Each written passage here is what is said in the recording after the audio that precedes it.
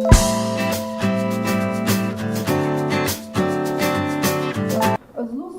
luskavico živi v Sloveniji 40.000 ljudi. Obolenje močno prizadene bolnike, močno načne njihovo samozavest in njihovo samopodobo, zdravljenje pa je doživljenjsko. Mnogi ljudje, ki imajo luskavico, imajo tudi luskavico na nohtih in z te luskavice se lahko razvije psoriatični artritis.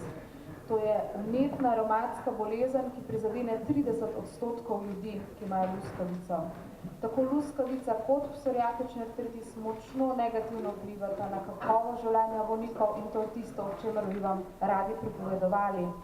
O dveh svetovnih dnevih teh bolezni, pred svetovnim dnevom revmatikov, ki bo 12. oktobra in svetovnim dnevom psoriaze, ki bo 29. oktobra, smo danes spravili na kup najboljše možno omizje na to temo. Videli boste, o čem govorim, tako toplo pozdravljam docentko doktorico Nado Kecelj-Leskovec, ki je specialistka dermatologije. Verjetno, sem prav naglasila primer? Ja, prav. Dobro, Leskovec torej.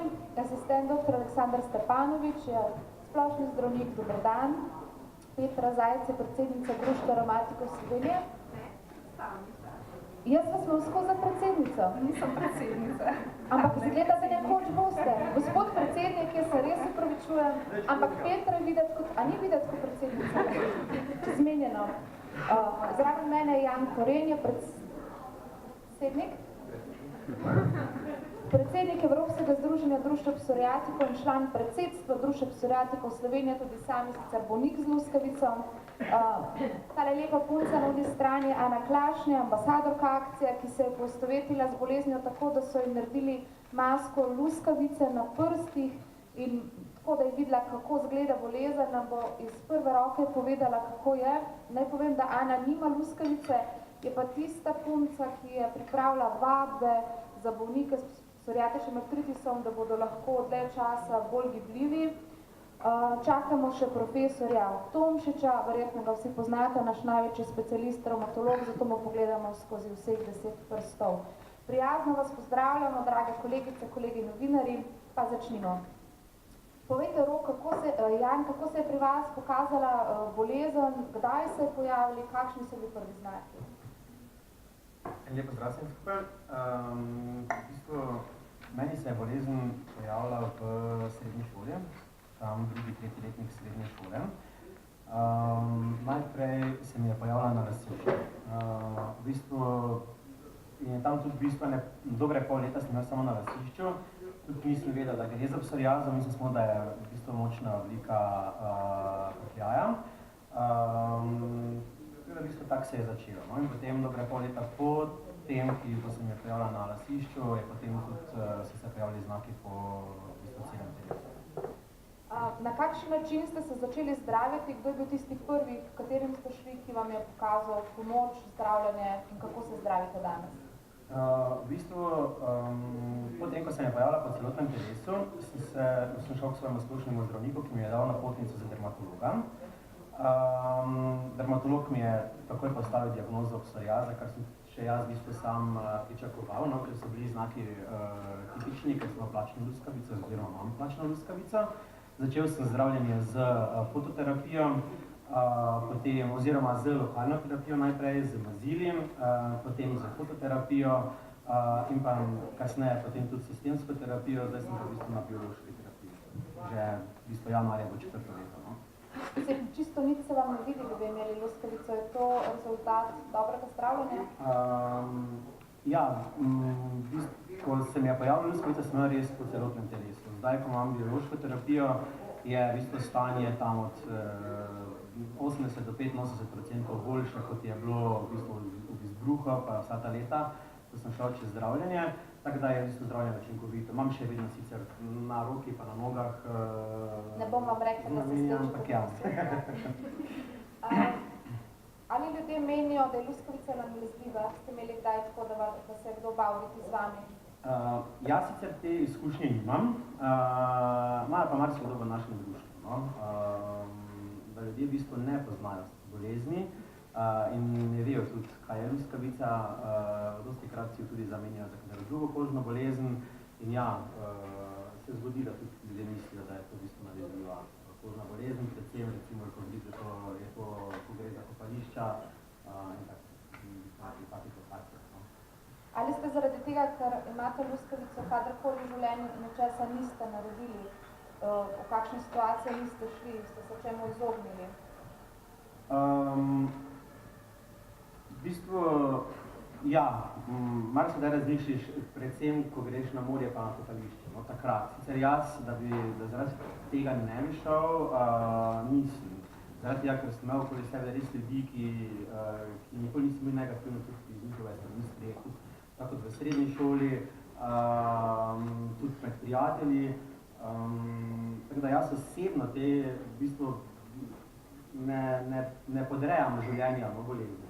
No, zelo lepo, hvala lepa. Petra, tudi vi ne podrejate življenja te bolezni? Ne, absolutno ne. Jaz vidno rečem, da je bolezen del mojega življenja, vendar v njem ne vlada, absolutno.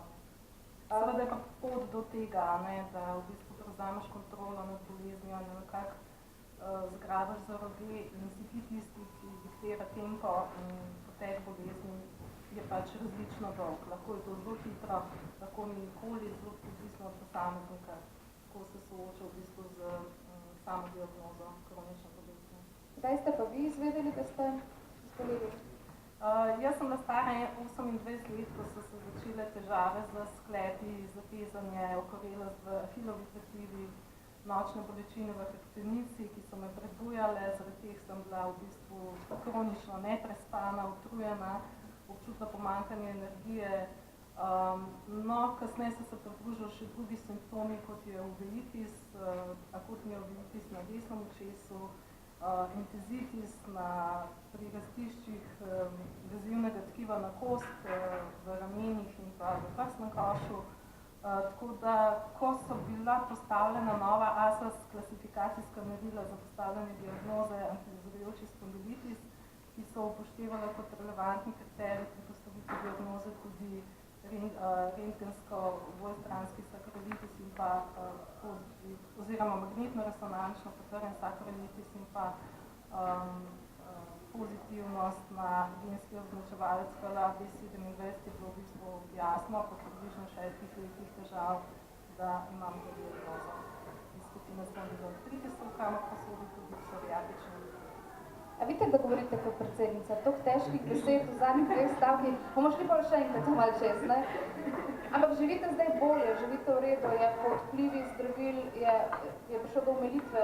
Ja, zdaj za dobro obvladovanje bolezni je primarna hitra diagnostika, hitro prepoznavanje teh prvih simptomov, potem ustrezna napotitev k pravemu specialistu, ne k ortopedu, ampak k revmatologu in seveda ustrezno zdravljenje v smislu najboljše možne oblike zdravljenja, ki je prilagojena specifičnim terapevtskim potrebam bolnika. Polovico dela mora pa opraviti bolnik sam, se pravi, poleg tega klasičnega zdravljenja zdravili, ki je seveda nujno, mora tudi v bistvu bolnik aktivno sodelovati v procesu zdravljenja in seveda za revmatike je v bistvu najboljša oblika rehabilitacije, poleg zdravil, redna telesna aktivnost, gibalne vaje, kot tudi zdaj Ana ve. Tako da se pravi, motivacija bolnika, da tudi sam nekaj naredi zase ključnega pomena. Tako da jaz sem med temi, kar zelo veliko knjigam. Hvala lepa za zdaj, dr. Stepanovič, vi ste družinski zdravnik, k vam se verjetno pacienti najprej obrnejo po pomoč. Kako prepoznate bolezen, na kakšen način? Ja, pozorni smo recimo predvsem takrat, ko ima bolnik neke kožne spremembe in bolečine v sklepih, ki niso posledica obrabe ali poškodbe, takrat je diagnoza relativno enostavna. Težje je v primerih, ko so te kožne spremembe skrite ali pa spremembe na nohtih, oziroma teh sprememb sploh ni, tudi take oblike psoriatičnega artritisa poznamo sicer v majhnem odstotku. Velikokrat pa so te spremembe na kakšnih takih delih, kjer se jih ne opazi, recimo v lasišču, v sluhovodih, kakšnih intimnih predelih, in tam je potem težje pomisliti oziroma povezati to bolečino v sklepih z samo psoriazo oziroma luskavico. Včasih se tudi ne pojavlja, kot je že pacientka omenila, prav bolečina v sklepih, včasih gre bolj za kakšno vmetje teh hitnih ovojnic ali pa narastišč. In tudi takrat je diagnoza nekoliko težja ali pa je težje pomisliti na njo. V družinski medicini je pomembna družinska anamneza, ker vendarle neka nagnjenost luskavici se tudi deduje, tako da imamo zdravniki družinske medicine pri tem nekoliko lažje delo.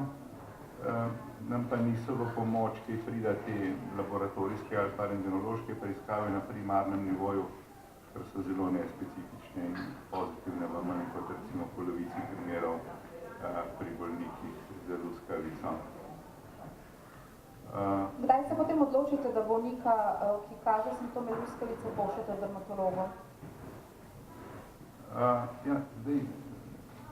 Zelo je to povezano, veste, tudi z dostopnostjo dermatologov oziroma z njihovo začakalnimi dobami. Žal je tako, da v Sloveniji je pomanjkanje zdravnikov, tako družinske medicine kot dermatologov. Ne vem, če veste za podatek, da je v Sloveniji 2,4 zdravnika na 1000 prebivalcev, kar je daleč pod povprečjem Evropske unije. Za nami mislim, da je samo Poljska, recimo sosednja Avstrija, ima 4,8 zdravnika na 1000 prebivalcev, kar je še enkrat več kot pri nas. In s tem so seveda povezane čakalne dobe in tudi število opredeljenih pri osebnem zdravniku. Recimo v zdravstvenem domu Kranj, skoder jaz prihajam, imamo vsi glavarine čez 2000 bolnikov. Za celotno populacijo Gorenjske, se pravi okrog 200 000 ljudi, pa skrbita trenutno 2,5 dermatologa. Tako da blažje oblike so tiste, ki so predvsem kožna prizadetost, manj kot 10% kože zdravimo sami z lokalnimi pripravki. Prav tako težje bolnike, ki so v remisiji, velikokrat obvladujemo sami in jih napotimo takrat, ko pride do poslabšanja, ki na primarnem nivoju ni obvladljivo. Dobar dan, profesor Tomšič. Zelo lepo vas vidim. Doktor Stepanovič, obstajajo pa neke aplikacije za pametne telefone, da lahko odkrijete znake vnetnega revmatizma, res? Tako je, ja, tudi te aplikacije so nam v pomoč. Zlasti je zdaj v slovenskem jeziku aplikacija na registru zdravil, ki nam omogoča, pravzaprav, ko pomisliš na to bolezen, da bi lahko to bilo, nam omogoča potrditi ta sum ali pa ga nekako vršiti, oziroma pomočjo te aplikacije se potem nekako bolj utemeljeno odločimo za napotitev k revmatologu oziroma dermatologu. Teh je še manj kot dermatologa, tako da ne bi šel teh številke. Doktorica Nada Kecel-Leskovec, ali je, ko pridejo bolniki k vam s temi kožnimi spremembami, je lahko postaviti diagnozo luskavice ali morate tudi vi ga še poslati čez različne preiskave? Ja, lepo pozdravljeni tudi z moje strani. Najprej bi povedala, da imamo različne vrste luskavic, da ima luskavica različne obraze. Največ je te plačne luskavice ali navadne. To, kar hitro razpoznamo, plaki po kolenih, komolcih, lasišču, lumbalni regiji in tako naprej. Včasih je pa malo težje pri drugih kliničnih slikah, naprimer inverzni, palmoplantarni, ko teh tipičnih kožnih lezij ne vidimo. Tudi na nohtih je tako, da je treba včasih izključiti glivično okužbo, potem pa glede na celotno klinično sliko se odloči, oziroma tudi izvid mikološki, ali gre za mikozo ali je morda res luskavica. Težje se odločati, če je luskavica samo na nohtih, če ni nikjer drugje sprememb. Včasih so to zelo blage oblike, včasih revmatologi k nam pošljajo bolnike z sumom na psoriatični artritis in vprašanjem, če imajo luskavico, pa je lahko ta zelo blaga. Tako da, če je jasna klinična slika, če je luskavica v plakih, to običajno diagnostično ni problem.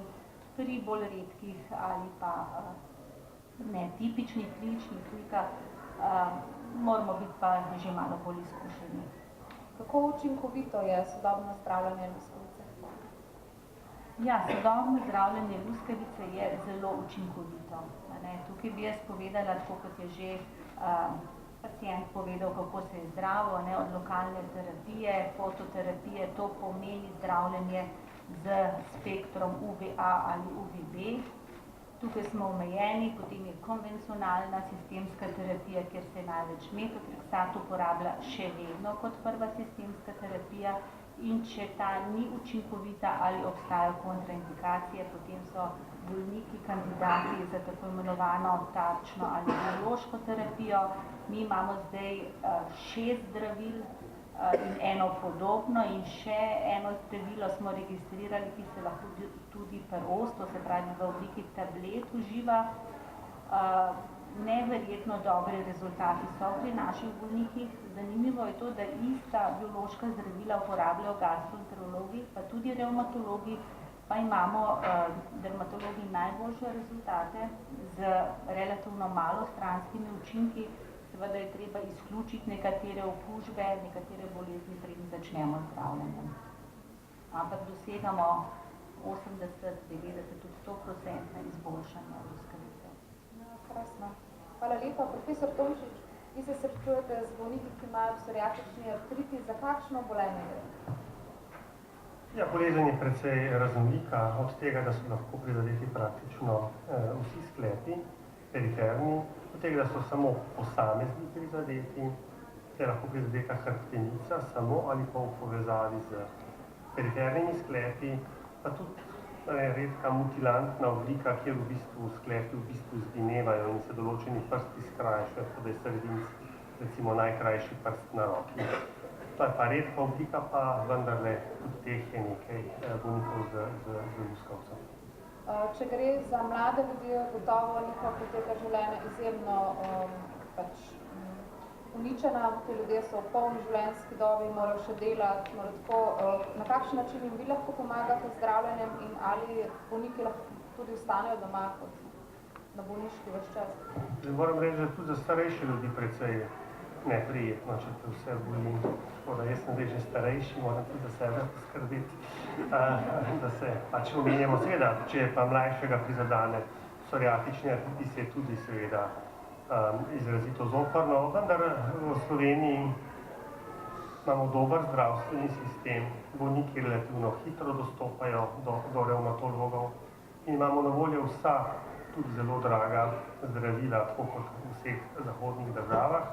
In temu primerno lahko rečem, so tudi naši rezultati, tako da pravzaprav seveda začnemo z običajnimi sinteznimi zdravili, kot je metotrexat, če to ne pomaga, pa so na voljo cela paleta pač dragih, nekaterih bioloških, pa tudi zdaj imamo tudi zdravila, ki pač delujejo bolj tarčno, pa so v tabletah. Kaj bolnikom še pomaga poleg uradnega zdravljenja, poleg zdravil? Kako naj bolniki živijo, da si olajšajo ali pa omilijo simptome? Pomembno je, da redno prejemajo zdravila. To je vendarle ključno, ker gre pri psoriatičnem artritisu v osnovi za intenzivno vnetje in ta zdravila pač zmanjšujejo vnetje. In to je osnova.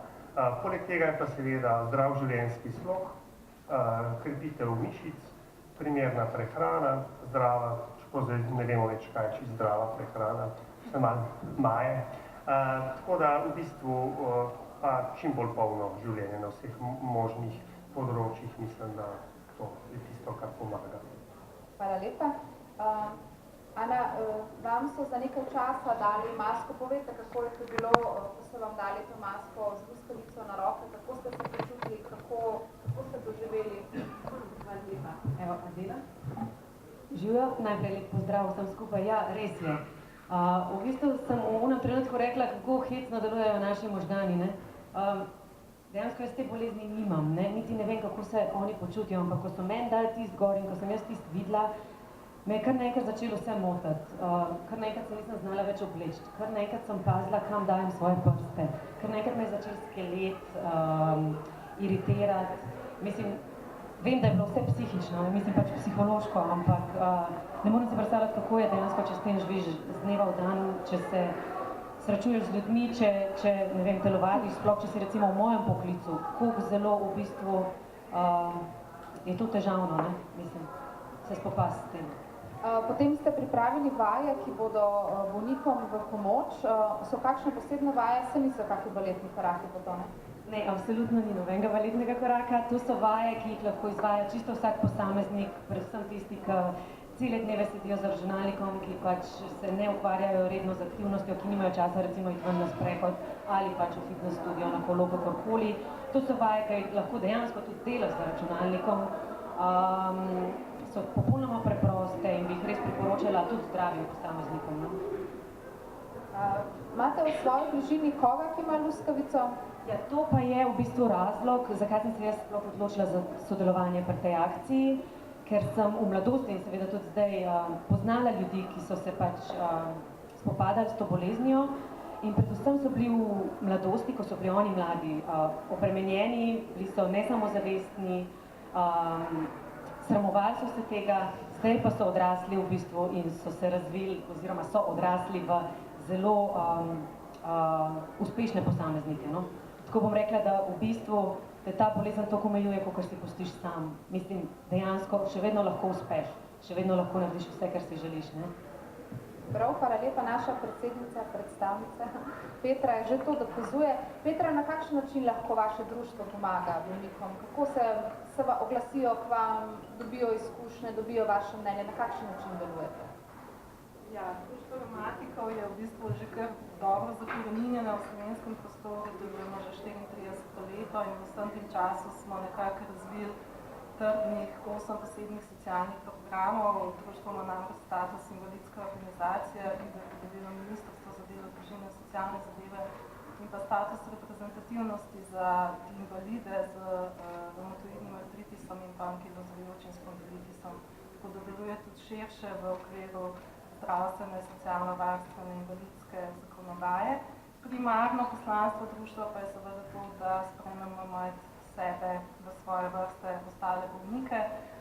Mi združujemo predvsem bolnike z diagnozo vnetnega reumatizma, kar pomeni, da ne včlanjujemo, lahko seveda tudi kot podporne člane bolnike s fibromialgijo in pa bolnike z osteoartrozo, ker so te bolj degenerativnega značaja vnetnega izvora.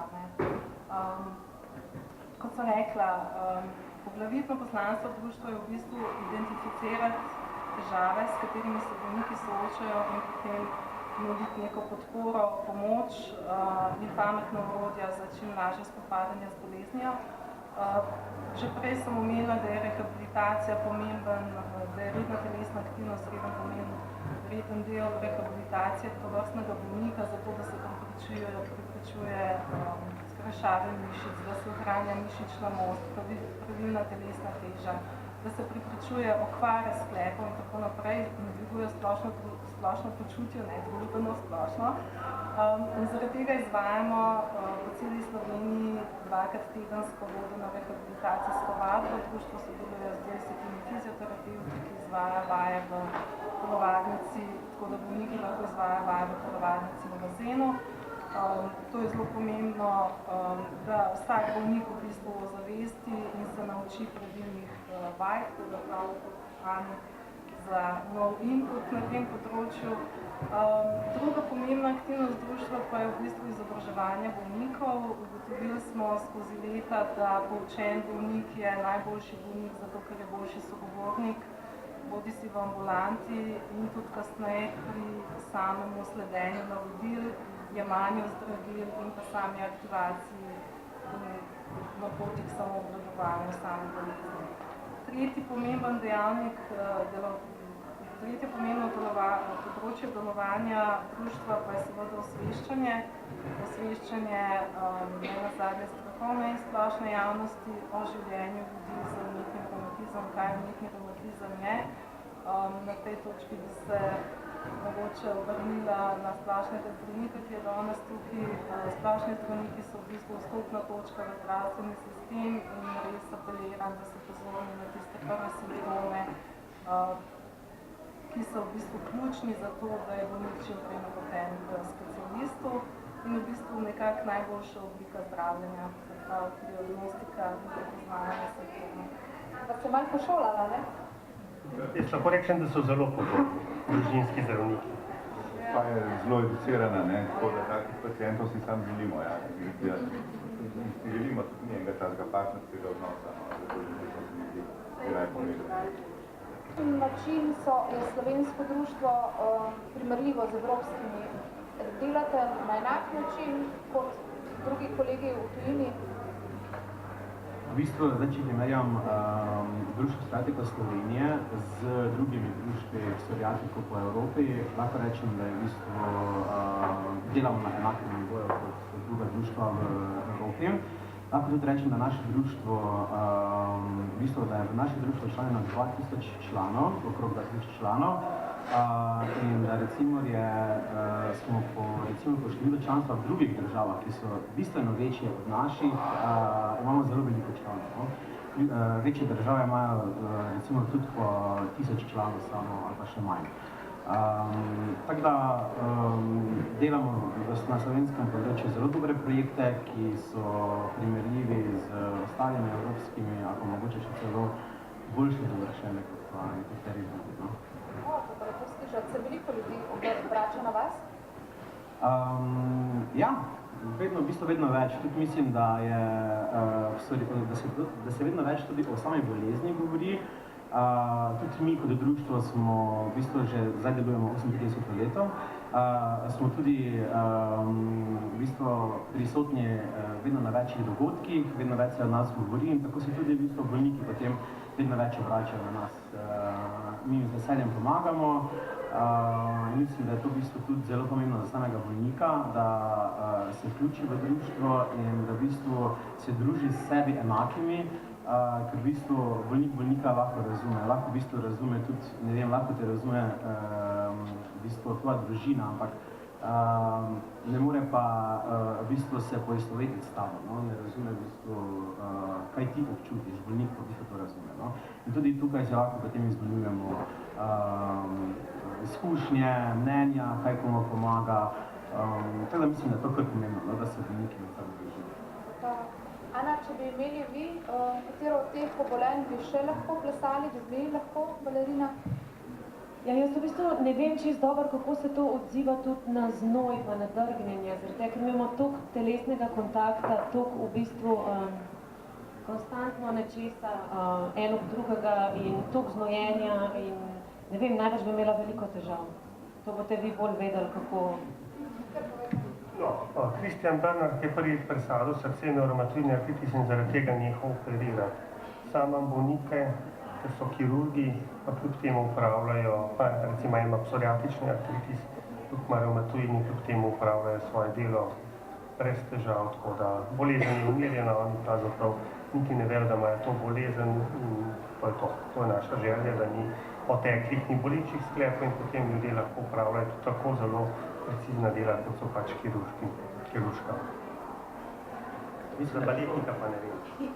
Pomembno je tudi, v kakem obsegu je sama bolezen in na kateri, zdaj pri psoriazi, tudi na katerih mestih imamo. Ne? Zdaj recimo, ne vem, tisti, ki imamo v platih, je, predvidevam, da bi, ne vem, težko, ja, ne? Tisti, ki imajo, ne vem, mogoče samo v, ne vem, je blažja oblika, ne vem, na komolcih, kolenih, po moje ne bi tak problem, no? Tudi to je odvisno, kakšni obliki pa kako močno je. Ne? Jaz sem se v bistvu tukaj bolj zamislila strani potem tistih, ki nimajo tega, ne? Kako bi reagirali recimo na mene, ko to imam, ne?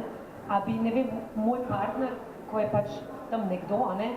Ki se s tem ne rabi ukvarjati v življenju, ne? Imel kakšen odpor, recimo, plesati z mano ljubezenski duet, pa se me dotikati. Čeprav recimo ve mogoče, da pač bolezen zdaj miruje, a ne? In da se on ne more tega nalezti, ampak vseeno, se veste, tle v bistvu se mi zdi, da je dobro, da tudi jaz mislim, tle v bistvu si želim narediti en korak naprej, da tudi tisti, ko nimajo tega, v bistvu nehajo gledati na te ljudi z pomilovanjem, pa z odporom, ne? Mislim, z nekim, ne?